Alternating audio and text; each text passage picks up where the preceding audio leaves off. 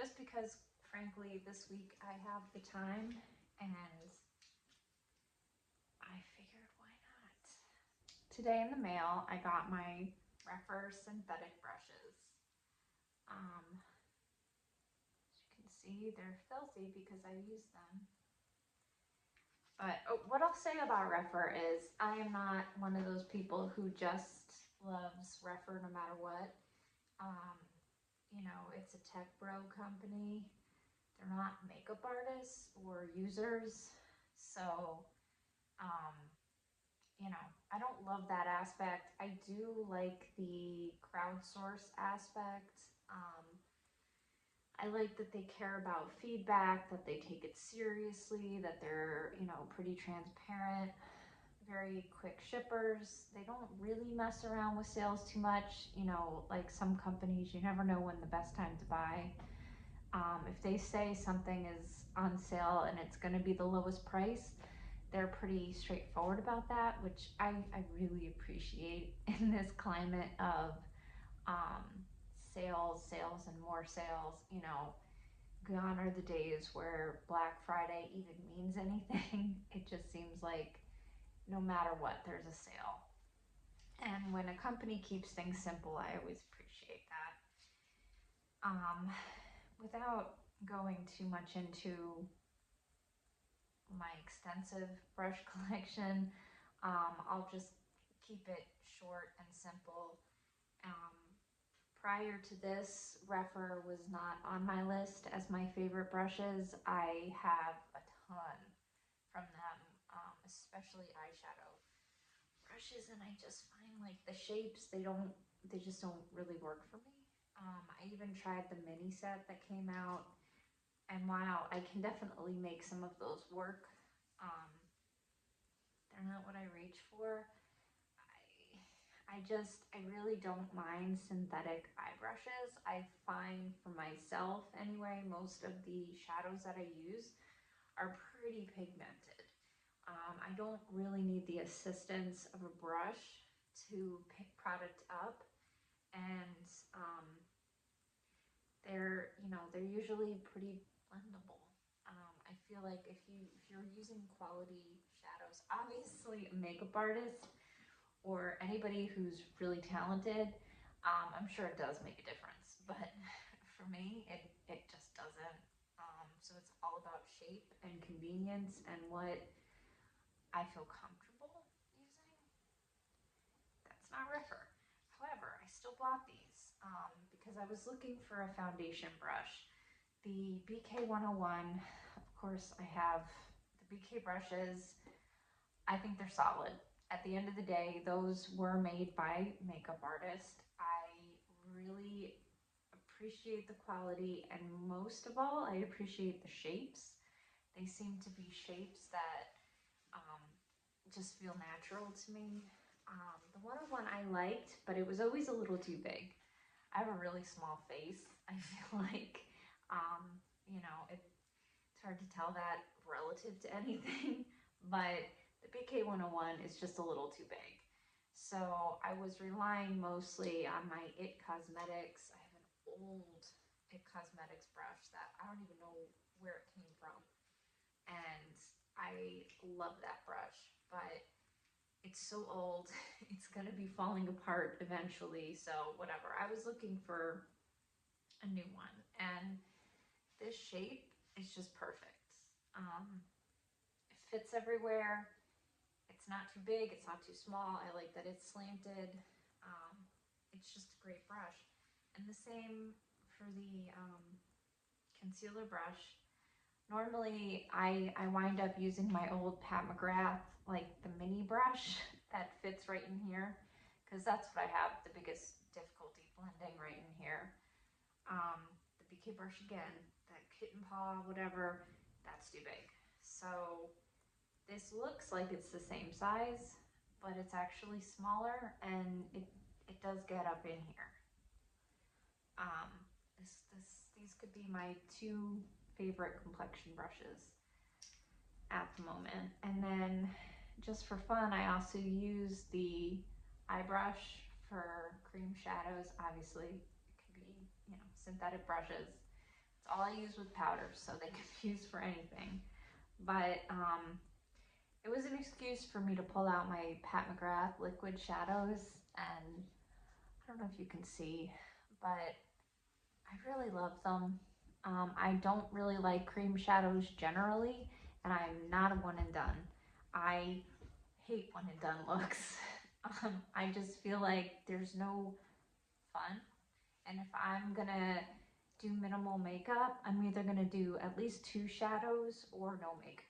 I'm not gonna do um, a one and done shadow because I like how it looks on me, because I generally don't. But I bought those shadows and I never use them, so I figured I would pull them out today. I use them with some Patrick Ta mattes. Um, and yeah, I know that they're water soluble, but they don't cause a problem for me. I have watery eyes. I'm putting eye drops in my eyes all day, and I've never had an issue. So even though in theory, yeah, they might have a longevity problem, I've never found that. And last but not least, the Rephr sponge feels exactly like a beauty blender. And at the end of the day, that's what I'm always looking for. I'm never going to pay $20 for a sponge, but I'm always going to look for something that has that consistency. And this totally does. Same with the Singe Beauty. I tried that sponge and those brushes mostly because of the shapes. Not to support anybody, not, um, the same with Rephr. Like these, it's not a loyalty thing. BK Beauty, same thing. I don't love buying from BK Beauty actually, but if they have brush shapes that I am interested in, that's what matters. So, same thing. That's another great sponge at a much better price. So, um, the other thing from another company that I don't even know anything about this creator, but Angela Bright with Bright Lashes. I stumbled on one of her review videos, and she has beautiful eyes and her lashes are gorgeous. So I, on a whim, tried her lashes. I think she was having a sale, and I love them. These are a new pair, the Whisper. Um, they're half lashes, and these are the most minimal. Yeah, they're easygoing. I have a problem putting lashes on. Even when I cut them, I feel like they're not bent correctly or something. I don't even know. But those are 2 recent purchases that came today. And I figured I would try to show everybody what I have going on in terms of my makeup collection and my storage situation. I live in a tiny house and I don't have a lot of space for my stuff. So I have 2 sets of Alex straws. I've crammed everything in those, and that's it. I'm not ever going to be able to have more storage. So I do need to sort of go through that. I wouldn't necessarily say I'm going to commit to a declutter because I like holding on to things. I like having things to reference. But I definitely need to move things around and prioritize so that I can access the things that I want to on a daily basis. So I figured I could do a couple things with that. I could go draw by draw and just talk about my favorite products in each category. So eyeshadows, I have so many eyeshadows that I'm gonna need to do that by brand and probably make an individual video per brand because, well, a couple things. I don't know what I'm doing, if that isn't obvious. I'm filming on a phone, so I don't want to make really long videos at this point. I have to airdrop all my videos to my laptop, which is almost 10 years old, and that computer has been great. It's a, Apple MacBook Pro, but it's from like, I think 2015, 2016. So it's been through a lot. And I did a system upgrade a little while ago, and it had gone from working perfect, like you would never know it was old at all, to having all these memory issues. So I have a feeling it's about to die. So we're gonna have to replace it. But you know, that's several $1,000s and not something that we're quite ready to do. So, you know, all that to say, editing is a challenge. So I have to keep the videos short if I want them to ever upload. So I'm gonna try to break it up brand by brand for eyeshadows and then by category. And I think that's also a good way to come up with some good Sephora sale recommendations, because it's an easy way for me to file out my favorites in every category. And during the Sephora sale, that's all I really want to know from people. You know, I don't want to know just about the new stuff. I want to know about what their all-time favorite is, because my collection is not like theirs. And I don't have the money. I don't have an incentive to spend the money that they do on new makeup. So don't tell me your favorite bronzer of 2024. I want to know of all time. So that's what I hope to do if I make it that far, and we'll see. So now I'm gonna try to go handheld, and I've bought different devices in terms of tripods, but I'm not quite there yet. So in the meantime, I'll take everybody over to my makeup storage by hand. Something unrelated, but I love skincare is my first love. Skincare, and especially being on a budget, because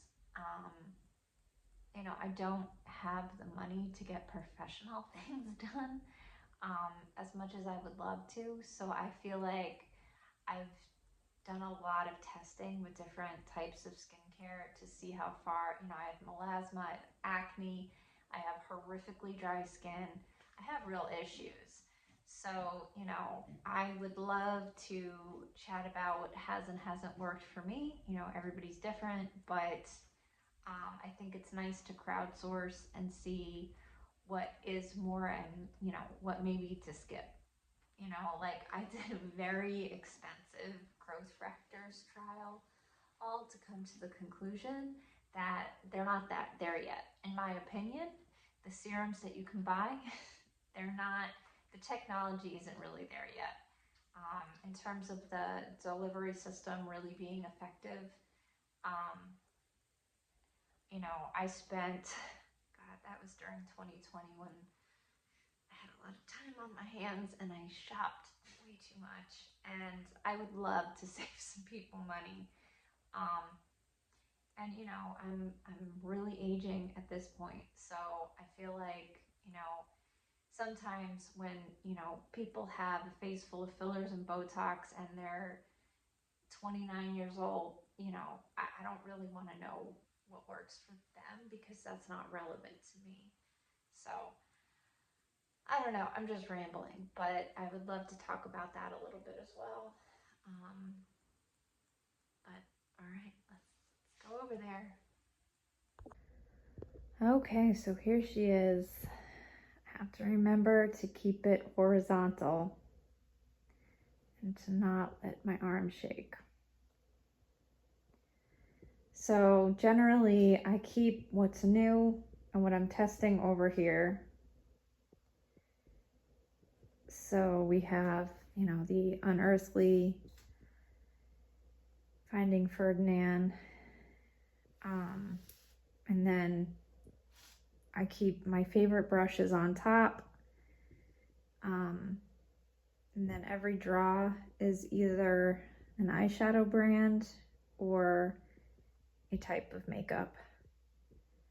I'm gonna try to open the draws, and if it's not too shaky, I'll keep it in the video. If it is too shaky, I'll edit it out, but All right, Pat McGrath draw. I'm definitely gonna do a ranking of my Pat McGrath palettes. I have the first 10 motherships. I stopped buying them after that because I realized I was being ridiculous. But they're still some of my most loved of all time. So, all right. Then this was Natasha Denona only. And it was Natasha Denona and Viseart. And then I had to start putting my Glaminatrix palettes in here because I didn't have room in the indie draw. But because Glaminatrix is my new favorite brand, basically, I felt like they deserved a little bit of an upgrade. But I need to get rid of some of these other palettes and put them somewhere else because this should ideally be just 2 brands. And then the third draw can be more of a mix. Yeah, it's a lot. You know, I really got into indie shadows this year, and while I do love them, a lot of brands I felt like I was trying just to try, see what their formula was like, and now I'm ready to move on. But luckily nothing was horrible. You know, I really haven't gotten burned. Everything is pretty decent. I would say Glaminatrix, though, absolutely stole the show. They're my #1 indie brand. This is a nightmare. It has 2 layers. This is eyeliner and mascara, half of which probably needs to be thrown out. Pencils, all kinds of stuff. Really need to sort through. Over here, we have foundation and concealer. Some of that stuff needs to be moved out too. We have blush. I have a lot of blush. Bronzer. This draw never worked right. I hate that. Highlighters.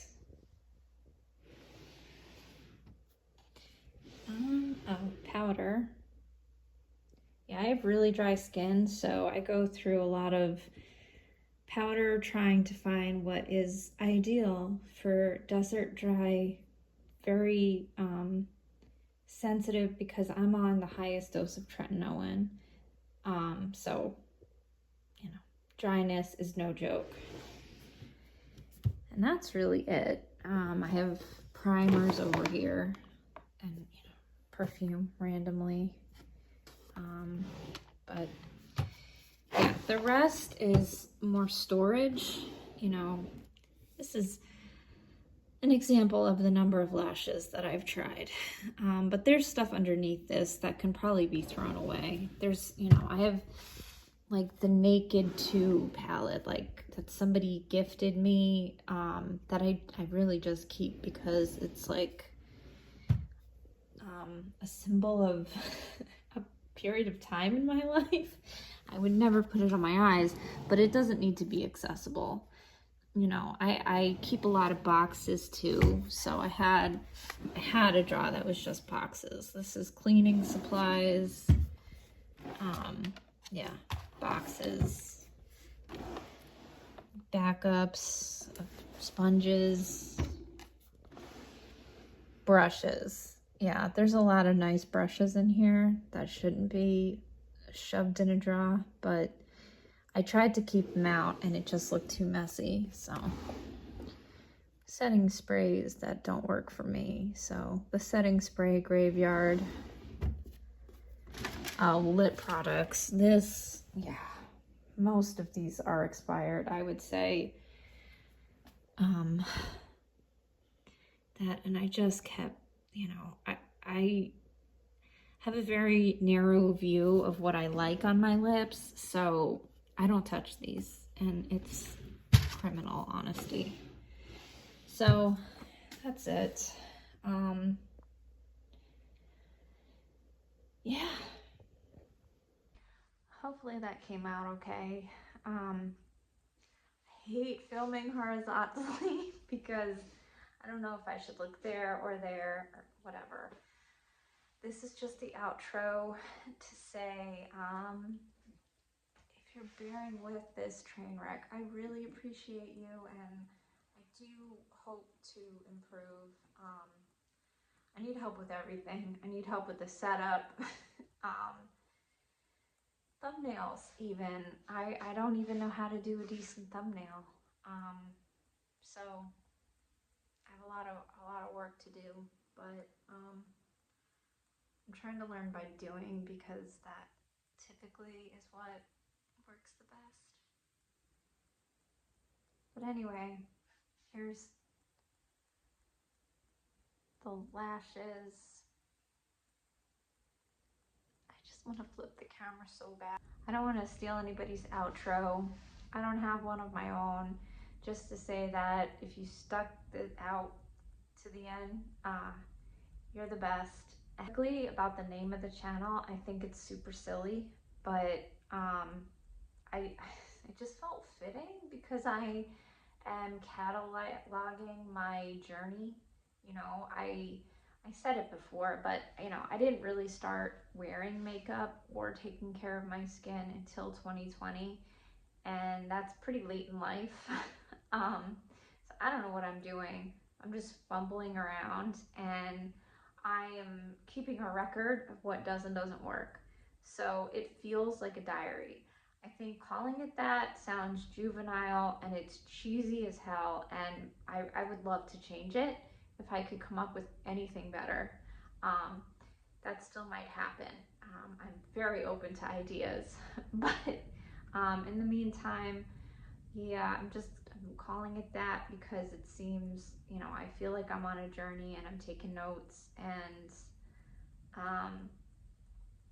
you know, I'm talking about my feelings along the way, and you know, I don't really watch channels that are business only. I like a little bit of personality in there, so there's going to be some of that, and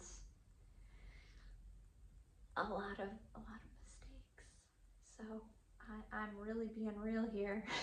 And that's it. So thank you for watching, and I hope you're having a beautiful night.